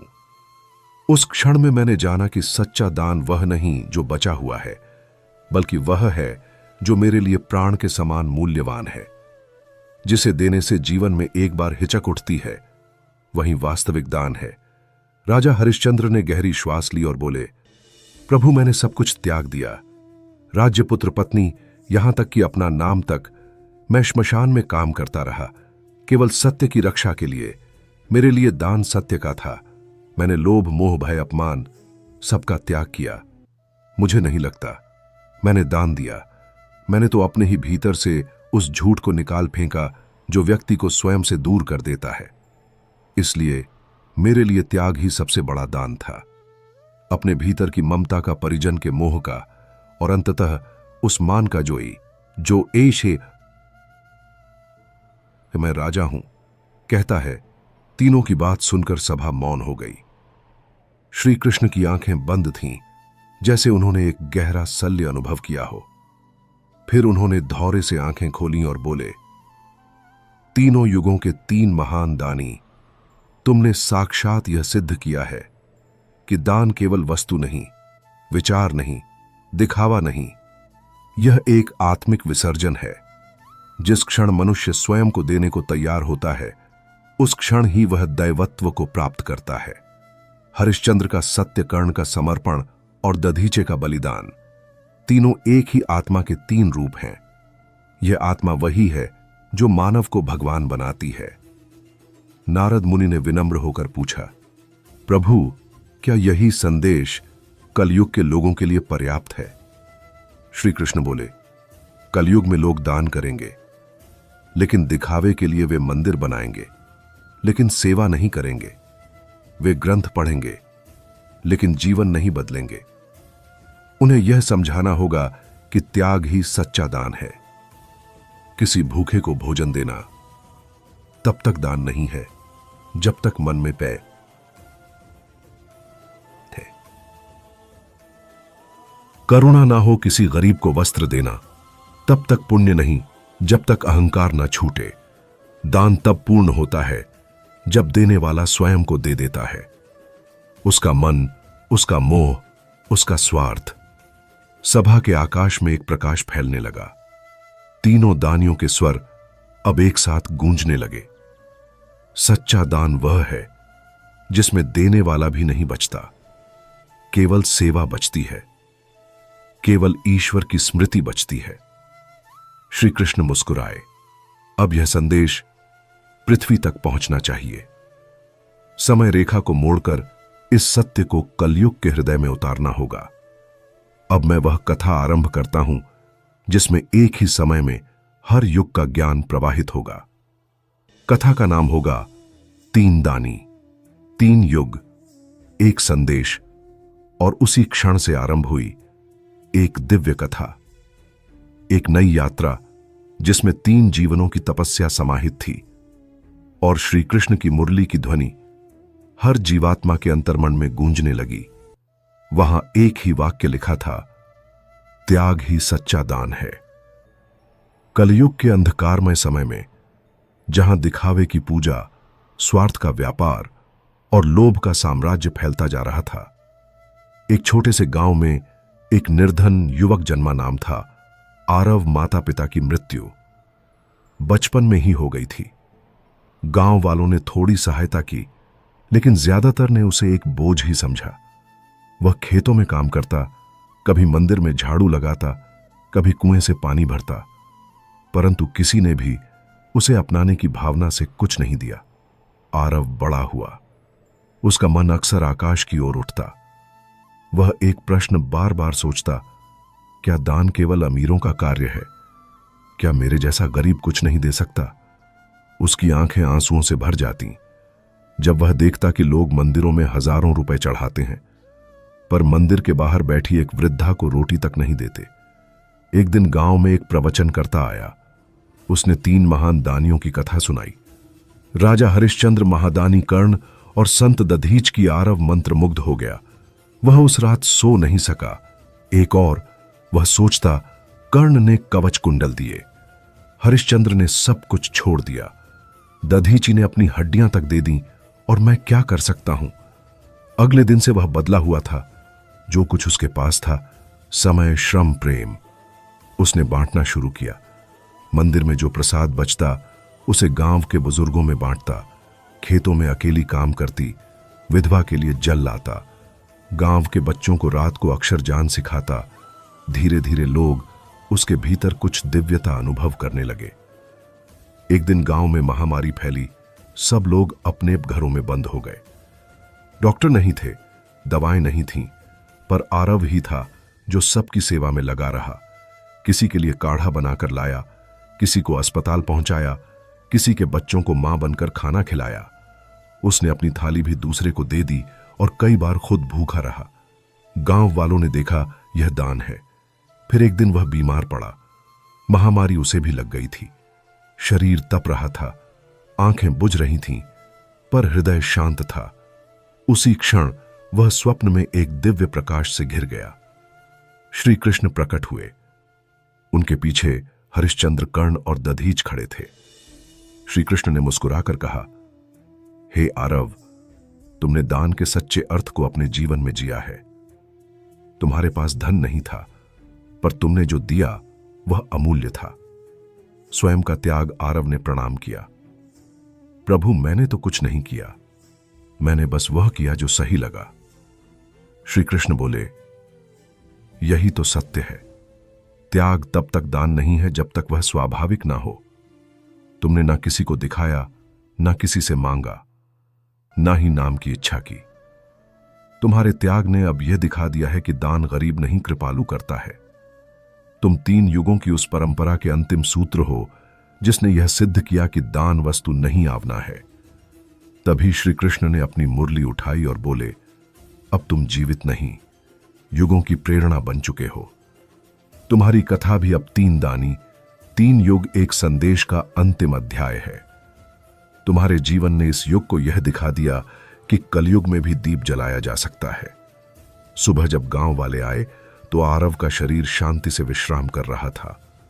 मुख पर मुस्कान थी और उसके चारों ओर वही लोग थे जिनकी सेवा उसने की थी। सबकी आंखों में अश्रु थे। उसी क्षण गांव के एक बुजुर्ग बोला, हमने सोचा था दान धन का होता है, पर इस बालक ने दिखा दिया कि त्याग ही सच्चा दान है। उसके बाद उस गांव में एक परंपरा बनी। हर बच्चा बचपन से एक बात सीखता, दान देना है तो पहले अपना स्वार्थ छोड़ो। आरव की मृत्यु के बाद गांव में शौक तो था, परंतु उसके जीवन से मिले ज्ञान ने लोगों के हृदय को प्रकाशित कर दिया था। किसी ने उसकी समाधि पर बैठकर एक पत्थर पर लिख दिया, इसने दान नहीं दिया, यह स्वयं दान बन गया। यही शब्द आगे चलकर एक संकल्प बन गए। कुछ वर्षों के भीतर उस छोटे से गांव में बड़े बड़े संत और आचार्य आने लगे। हर कोई उस चबूतरे पर बैठता जहां कभी आरव बच्चों को अक्षर ज्ञान सिखाया करता था। वे पूछते, कैसा था वह बालक? क्या उसने सच में बिना धन के इतना कुछ दिया?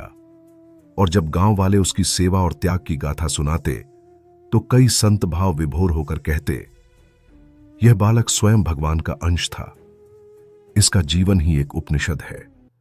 एक दिन एक वृद्ध सन्यासी जो श्री कृष्ण को अपना आराध्य मानता था, उस गांव में आया।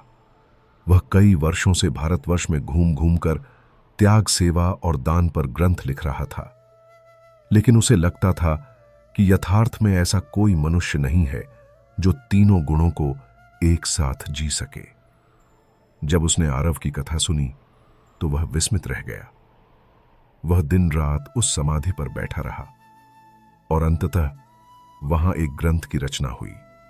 नाम था 3 दानी, 3 युग, एक संदेश, त्याग ही। आरव, निर्धन युवक, तपस्या, दान, सेवा, महामारी, सेवा, त्याग, आरव। श्री कृष्ण, आरव, त्याग, दान, ज्ञान। सच्चा दान है। इस ग्रंथ में 3 अध्याय थे। पहला अध्याय सत्य का दान, जिसमें राजा हरिश्चंद्र की कथा थी। दूसरा अध्याय मान की आहति, जिसमें कर्ण की कथा थी। तीसरा अध्याय अहंकार का विसर्जन, जिसमें दधीच की कथा थी। और फिर एक विशेष अंतिम अध्याय जो सभी युगों को जोड़ता था। कलयुग की लौ। आरव, इस ग्रंथ की भाषा सरल थी पर भाव गहरे थे। हर कथा के बाद श्री कृष्ण की वाणी रखी गई थी, जैसे वे स्वयं इन चरित्रों से संवाद कर रहे हों। इस ग्रंथ में लिखा गया कि किस प्रकार सच्चा दान न केवल वस्तु का होता है, बल्कि वह अपने सुख, अपने स्वार्थ, अपने समय, अपने सुखों की आहुति भी हो सकता है। श्री कृष्ण ने इस ग्रंथ में एक वाक्य कहा था, दान वहीं पवित्र होता है जहां देने वाला भूल जाता है कि उसने कुछ दिया है। जब तुम अपने कर्तव्य को दान समझो और अपने अधिकार को त्याग, वहीं से जीवन का असली पुण्य शुरू होता है। आरव के जीवन की हर घटना इस वाणी का उदाहरण थी। वह जब वृद्धा को रोटी देता तो भूल जाता कि उसने दिया है। वह जब बच्चों को पढ़ाता तो कोई आय नहीं मानता, और जब उसने अपने जीवन की अंतिम सांसों में भी किसी को जल पिलाया तो वह सिर्फ एक स्वाभाविक सेवा थी। धीरे धीरे यह ग्रंथ साधुओं के पास, फिर गुरुकुलों में, फिर घरों में पहुंचने लगा। कुछ ने इसे कथा के रूप में पढ़ा, कुछ ने जीवन का मार्गदर्शक माना, और कुछ ने इसे स्वयं श्री कृष्ण को दिया हुआ साक्षात शास्त्र कहा। कुछ 100 वर्षों बाद एक राजा ने उस गांव में भव्य मंदिर बनवाया। मंदिर का नाम रखा गया त्यागधाम, श्री कृष्ण अर्पित सेवा मंदिर। वहां प्रतिदिन आरव की कथा, 3 दानियों की कथा और श्री कृष्ण की गीता वाणी एक साथ सुनाई जाती। फिर एक चमत्कारी घटना घटी। मंदिर के गर्भगृह में एक साधु आरव की मूर्ति के समक्ष ध्यानस्थ था। तभी उसके ध्यान में श्री कृष्ण प्रकट हुए और बोले, यह समय है जब लोग पुनः दान को केवल पैसे से जोड़ चुके हैं। अब फिर से यह स्मरण कराना होगा कि त्याग ही सच्चा दान है। आरव जैसे कई जन कलयुग में जन्म लेंगे। यह ग्रंथ अब केवल मंदिरों में नहीं, घरों और हृदयों में जीवित रहना चाहिए। उस दिन से त्यागधाम से एक परंपरा चली। हर जन्म के समय माता पिता को यह ग्रंथ दिया जाता ताकि वे जान सके कि बच्चे को केवल धन देने से नहीं, सेवा और त्याग सिखाने से महान बनाया जा सकता है। हर विवाह के समय नवविवाहितों को यह ग्रंथ भेंट किया जाता ताकि वे समझे कि सच्चा साथ केवल लेना नहीं, देना भी है। हर मृत्यु पर अंतिम संस्कार से पहले यह ग्रंथ पढ़ा जाता ताकि मृतात् आत्मा की विदाई एक सच्चे दानी के संदेश के साथ हो। एक समय फिर कलयुग और भी अंधकारमय हुआ, लेकिन तभी दूर किसी गांव में एक बालक जो गरीब था, जिसे कोई नहीं पहचानता था, मंदिर में बैठा था और यह ग्रंथ पढ़ रहा था। 3 दानी, 3 युग, एक संदेश, त्याग ही सच्चा दान है। वह पंक्ति पढ़ता है, जब तक लोग वस्त्र, अन्न और धन को ही दान समझेंगे, तब तक संसार में आत्मा भूखी ही रहेगी। और वही बालक भविष्य में फिर किसी आरव की तरह त्याग की परिभाषा बदलने वाला होता है। इस प्रकार श्री कृष्ण का वह सनातन संदेश जो त्रेता युग, द्वापर और सतयुग से होता है कलयुग तक आया, अब किसी पांडुलिपि या शास्त्र में नहीं, बल्कि सेवा करने वाले हृदयों में जीवित है। और आप जो यह कथा पढ़ रहे हैं, अब आप भी उस परंपरा का हिस्सा हैं। क्या आप तैयार हैं उस त्याग को अपनाने के लिए जो बिना दिखावे के, बिना अपेक्षा के, बिना नाम के, सिर्फ प्रेम से दिया जाता है? यही है सच्चा दान, यही है श्री कृष्ण का संदेश। त्याग ही सच्चा दान है।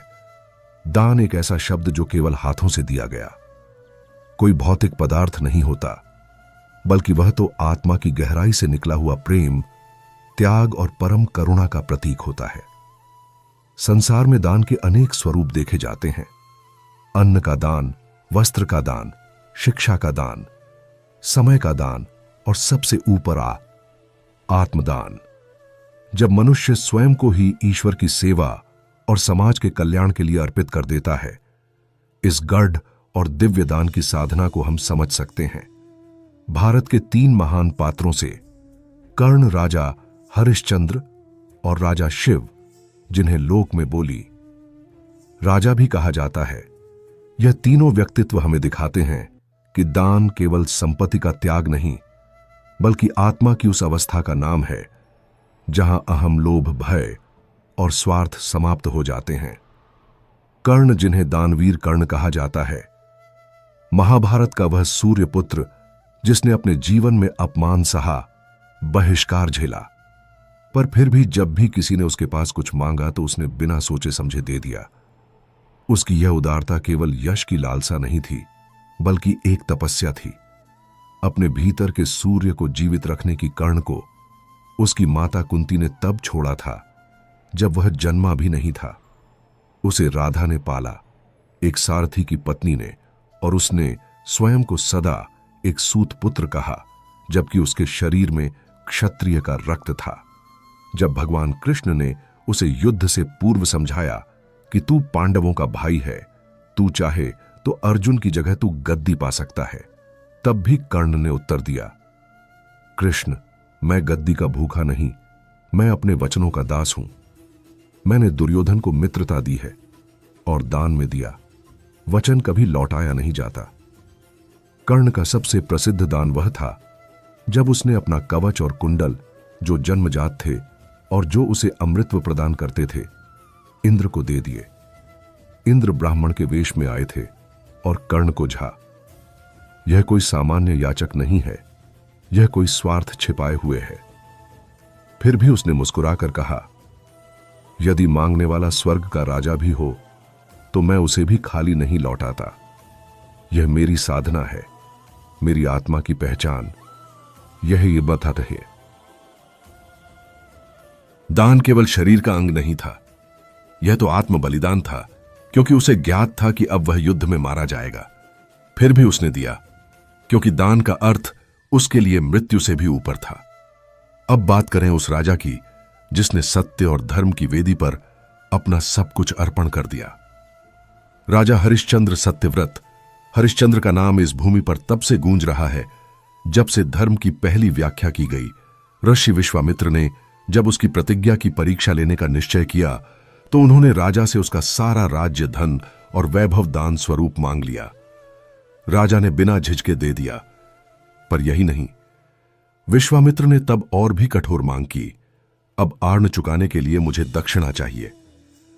तब हरिश्चंद्र ने अपनी पत्नी और पुत्र को बेच दिया और स्वयं भी शवों का अंतिम संस्कार करने वाले डोम के यहां दास बन गया। कल्पना कीजिए, एक महाराजा जो कभी सिंहासन पर बैठता था अब चिता पर लकड़ियां रखता है। एक पिता जो अपने पुत्र को घोड़े पर बिठा जंगलों में घुमाता था अब उसकी लाश को पहचान नहीं पाता।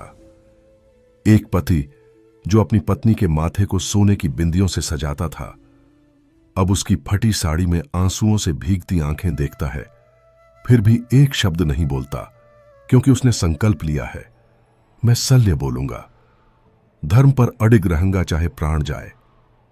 यह थी दान की परम साधना, जहां अपना राज्य, परिवार, मान, तन और जीवन तक दान कर देना भी संकोच का कारण नहीं बना। कई वर्षों बाद जब यमराज ने स्वयं उसका सत्य परीक्षण समाप्त किया तब उन्होंने कहा, हे हरिश्चंद्र, तू वह दीपक है जो अंधकार में जलता रहा और अपने चारों ओर उजियारा फैलाता रहा। तूने आत्मदान किया, तू दान के सबसे उच्च स्तर तक पहुंचा है। यह कथा हमें सिखाती है कि केवल संपत्ति देना दान नहीं होता, बल्कि जब सत्य के लिए सब कुछ अर्पित कर दिया जाए तब तीन सच्चा दान होता है।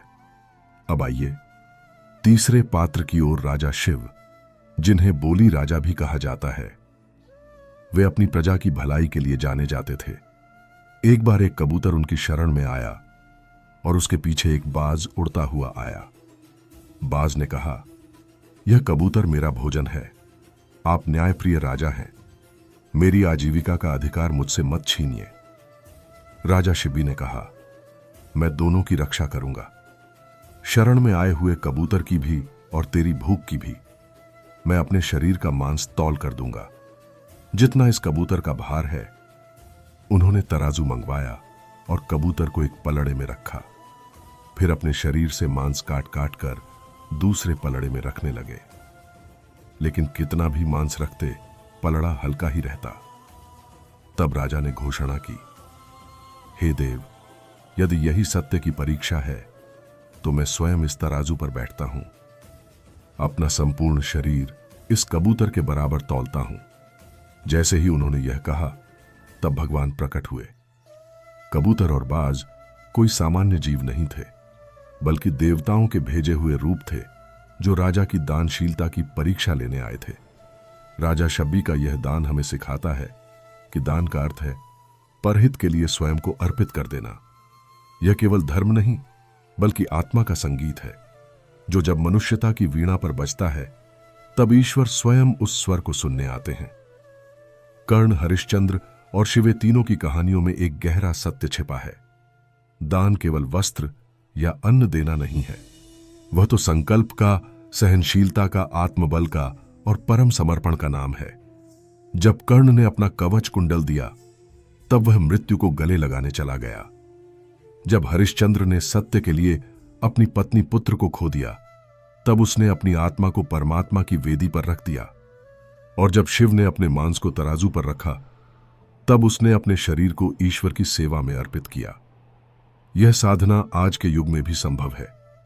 बस आवश्यकता है उस भाव की, उस श्रद्धा की, उस समर्पण की। यदि हम धन ना भी दे सके तो समय तो दे सकते हैं। यदि हमारे पास अन्न ना भी हो तो प्रेमपूर्ण शब्द तो दे सकते हैं।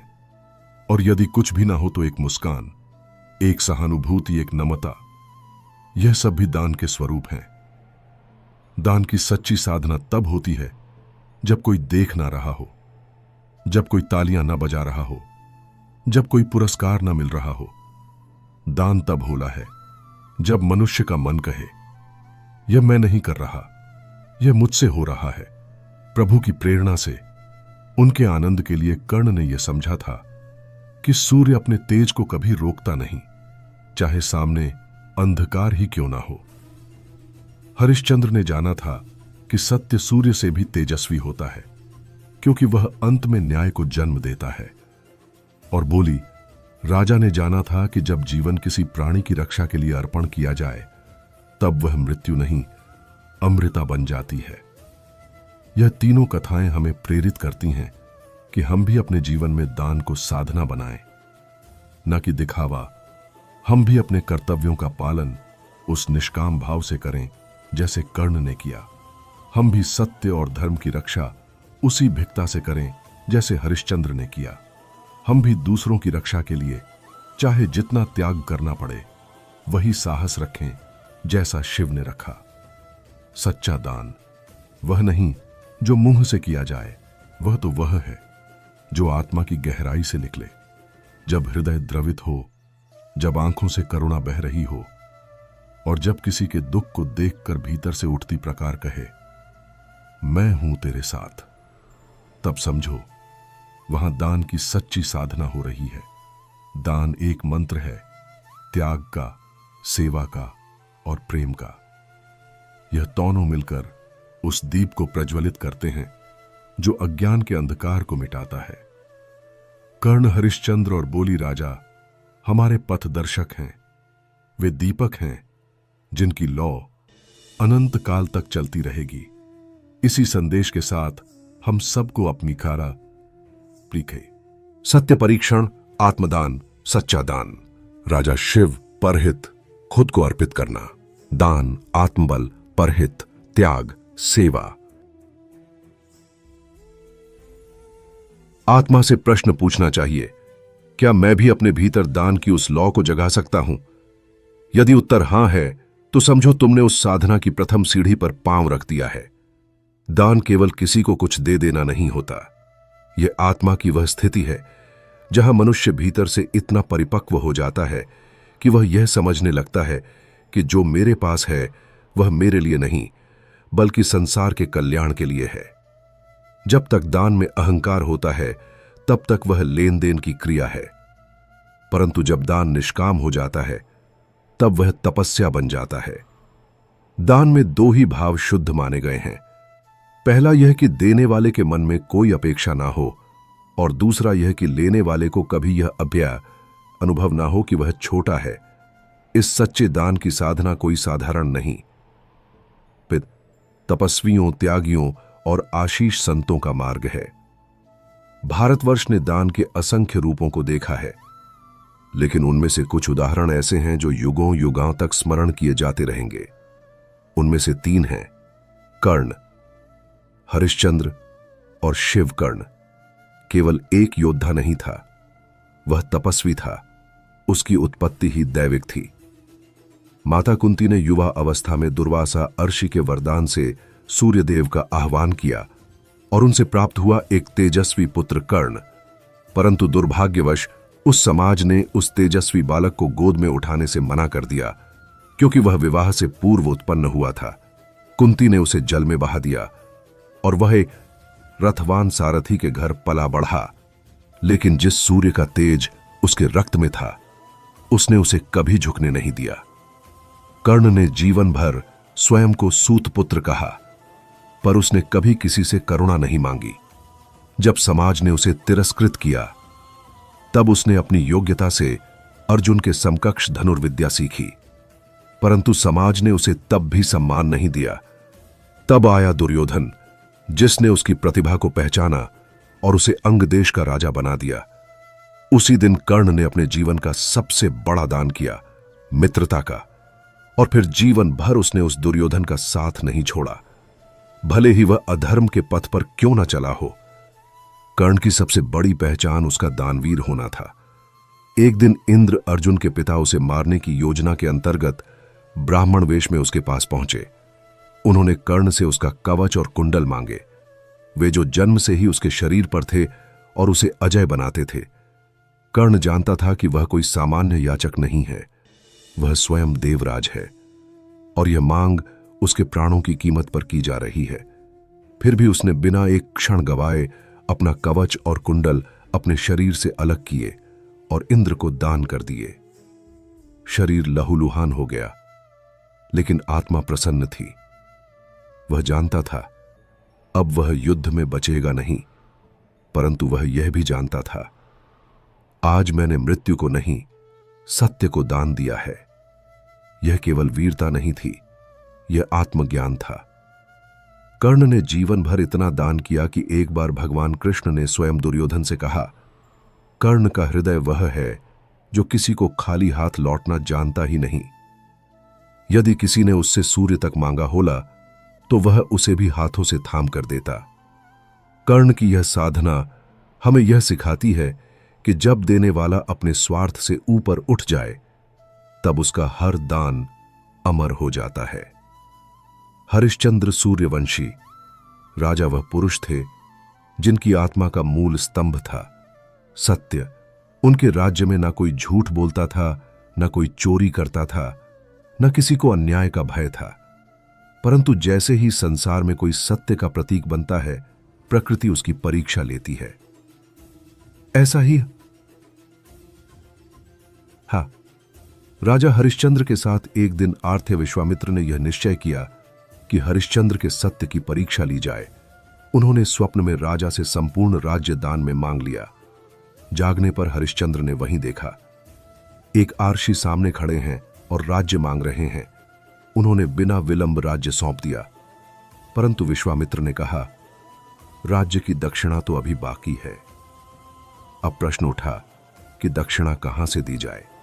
हरिश्चंद्र ने अपनी पत्नी तारमती और पुत्र रोहिताश्व को एक ब्राह्मण को बेच दिया। स्वयं जाकर काशी में चांडाल के पास शव जलाने का कार्य लेने लगा।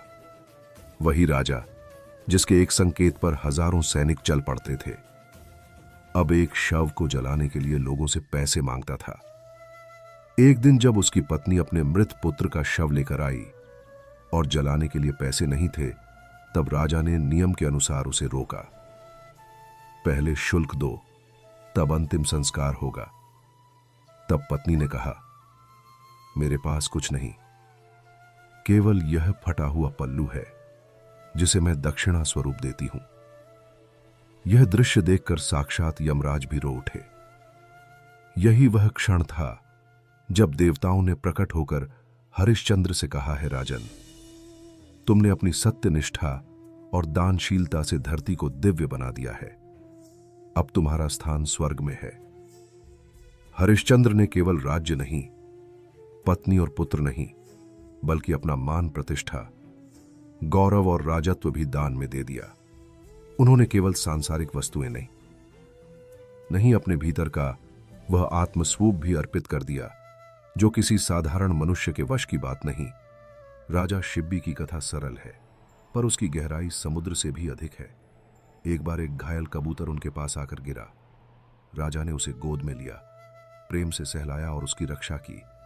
तभी आकाश से एक बाज उतरा और बोला, यह कबूतर मेरा शिकार है, मुझे भूख लगी है, आप धर्मात्मा हैं, मेरे भोजन का अधिकार मुझसे मत छीनिए। राजा धर्म संकट में पड़ गए। एक पक्ष था अहिंसा का, दूसरा पक्ष था जीव का भरण पोषण। राजा ने सोचा, यदि मैं कबूतर को दे दूं तो वह शरणागत का अपमान होगा, यदि ना दूं तो बाज का अधिकार छिन जाएगा। तब उन्होंने कहा, हे पक्षीराज, मैं ताकि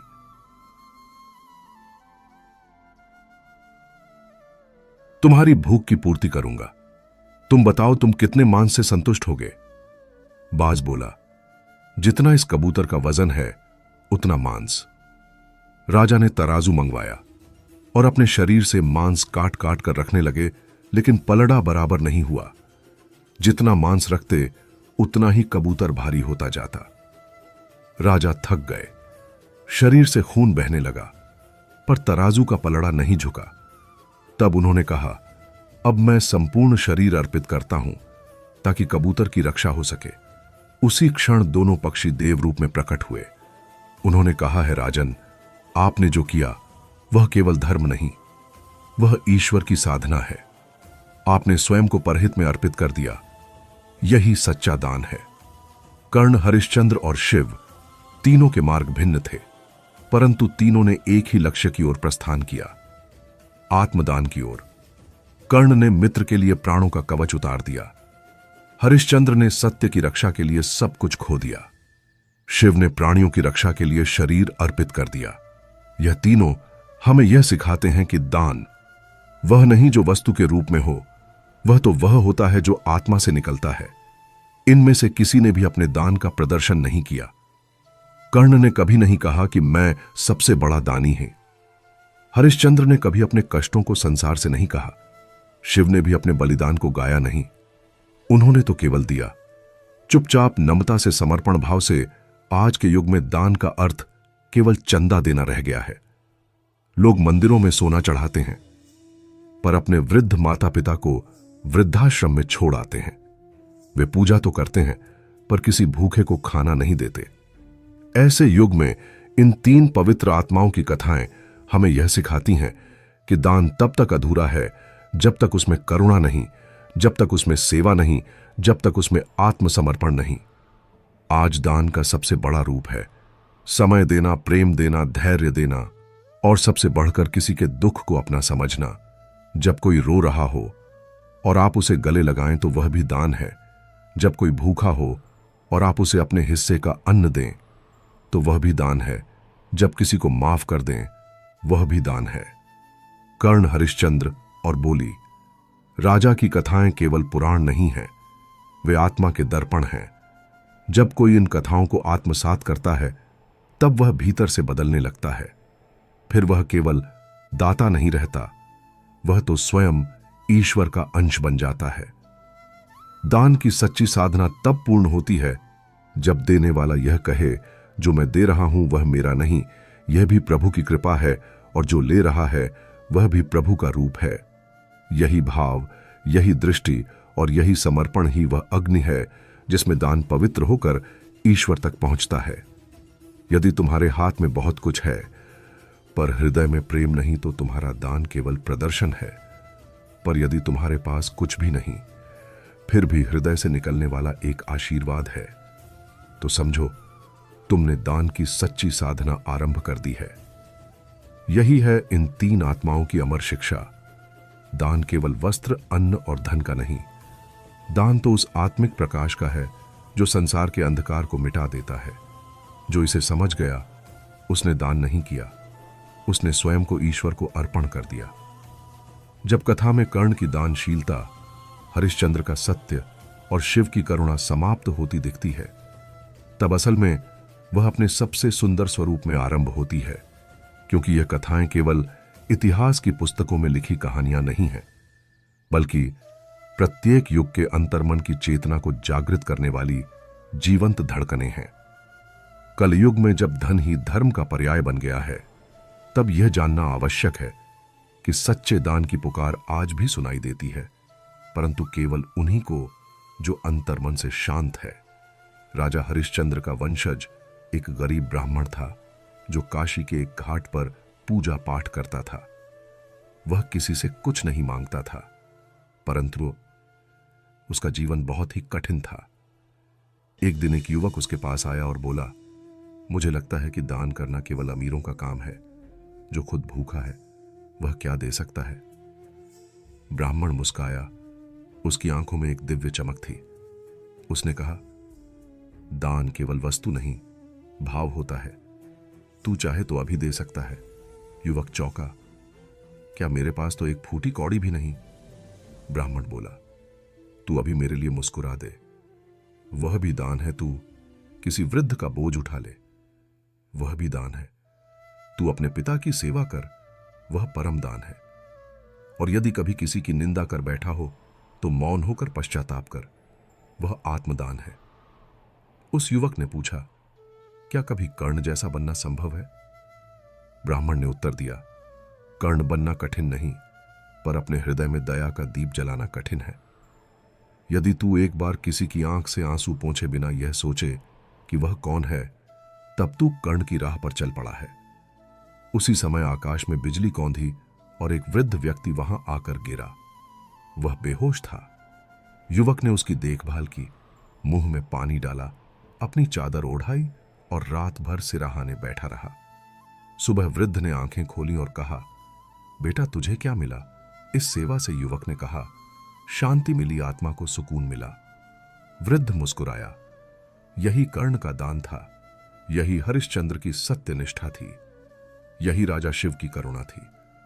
तू आज स्वयं उस परंपरा में एक कदम बढ़ा चुका है। वह वृद्ध कोई और नहीं, स्वयं नारायण का रूप था, जो उस युवक की परीक्षा लेने आए थे। उसी क्षण वहां एक अलौकिक प्रकाश फैला और एक अदृश्य वाणी गंजी, दान वह नहीं जो हाथों से दिया जाए, दान वह है जो हृदय से किया जाए। उस दिन के बाद वह युवक हर दिन किसी न किसी के जीवन में मुस्कान लाने का यत्न करता। उसके पास न धन था, न राजपाट, न प्रसिद्ध, परंतु उसका जीवन ऐसा बन गया था कि जहां वह जाता वहां ईश्वर की उपस्थिति महसूस होती। दूसरी ओर एक नगर था जहां एक राजा ने विशाल यज्ञ आयोजित किया। उसने ब्राह्मणों को बुलाया, सोना दान किया, वस्त्र बांटे, परंतु उसके भीतर एक घमंड था, मैं सबसे बड़ा दानी हूं। तभी वहां एक वृद्ध साधु आए। उन्होंने राजा से कहा, हे राजन, क्या तू दाता है? राजा ने कहा, हां, मैंने हजारों ब्राह्मणों को दान दिया, गौशालाएं बनवाई, मंदिर बनवाए। साधु बोले, कभी तुझे भूख लगी हो और तूने अपने हिस्से का भोजन किसी और को दिया हो? राजा चुप हो गया। साधु ने फिर पूछा, क्या तूने कभी ऐसा वस्त्र दान किया है जिसे तू स्वयं पहनना चाहता था? राजा ने फिर उत्तर नहीं दिया। साधु बोले, दान वह नहीं जो बाहर से दिखे, दान वह है जो भीतर से बहता हो। जिस दिन तू अपना अहंकार दान कर देगा, उस दिन तेरा दान सच्चा कहलाएगा। राजा ने वह शब्द सुने और उसकी आंखें भर आईं। उसी क्षण उसने अपने गहने, मुकुट, राज सिंहासन सब उतार दिए और एक सामान्य वस्त्र पहन लिया। उसने स्वयं झाड़ लेकर मंदिर के दरबार साफ किए। जनता चकित थी, यह क्या कर रहा है हमारा राजा? राजा बोला, आज मैं पहली बार दान कर रहा हूं। स्वयं को उसी क्षण आकाश में एक दिव्य आभा फैली और आकाशवाणी हुई। जिसने स्वयं को त्याग दिया, उसने परमात्मा को पा लिया। यहीं से आरंभ होती है सच्चे दान की परंपरा की पुनःस्थापना। समय बीतता गया। वह युवक जिसने वृद्ध की सेवा की थी, अब एक जानी ब्राह्मण बन गया था। उसकी ख्याति फैलने लगी, पर उसने कभी प्रवचन नहीं दिए, केवल सेवा की। एक दिन वह एक निर्धन गांव में पहुंचा। वहां एक स्त्री थी जिसके 4 बच्चे थे और पति का देहांत हो चुका था। वह दिन भर मेहनत करती, पर भोजन पूरा ना पड़ता। ब्राह्मण ने पूछा, बहन, तुझ में इतनी शक्ति कहां से आती है? स्त्री ने उत्तर दिया, जब मैं अपने बच्चों को देखती हूं तो लगता है प्रभु मुझे देख रहे हैं। ब्राह्मण ने उससे कहा, तू ही सच्ची दानी है। जो मां अपना सुख त्याग कर अपने बच्चों को जीवन देती है, वही सबसे बड़ा यज्ञ करती है। फिर उसने देखा एक किसान अपनी फटी धोती में खेत जोत रहा था। धूप में पसीना बह रहा था, परंतु उसके चेहरे पर मुस्कान थी। ब्राह्मण ने पूछा, हे कृषक, यह परिश्रम किस लिए? किसान ने कहा, भले ही यह अन्न मेरे घर कम पहुंचे, पर जब गांव के किसी बच्चे को पेट भर अन्न मिलता है तो मुझे लगता है कि मैंने कुछ दान किया। ब्राह्मण की आंखें नम हो गईं। वह जान गया कि समाज का हर तपस्वी साधु नहीं होता, हर सल गेरुआ वस्त्र नहीं पहनता। कभी मां की गोद में, कभी किसान की, कुदाल में, कभी मजदूर के हथेलियों के छालों में वही सच्चा दान छिपा होता है। उसी गांव में एक दिन सूखा पड़ गया। अन्न के दाने दाने को लोग तरसने लगे। ब्राह्मण ने कहा, अब समय आ गया है सच्चे दान की परीक्षा का। उसने गांव वार्तों से कहा, हर घर से केवल एक मुट्ठी अन्न लाओ, हम सब मिलकर बांट लेंगे। लोगों ने उसकी बात मानी और जो थोड़ा था वह भी लाए। जब सब अन्न इकट्ठा हुआ तो एक बड़े पात्र में रखा गया और सबको बराबर बांटा गया। सबका पेट भरा, कोई भूखा नहीं रहा। वह ब्राह्मण मुस्कुराया, आज तुमने मुझे कर्ण की झलक दिखाई, जिसने अंतिम समय में भी मरणासन्न अवस्था में धरती पर पड़े हुए चावल दान किए थे। एक बालक ने पूछा, क्या कर्ण मरने से पहले भी दान कर रहा था? ब्राह्मण ने कहा, हां बेटा, जब उसके पास कुछ नहीं बचा था तब भी उसने धरती में छेद कर चावल निकाले और ब्राह्मण को दान दिए।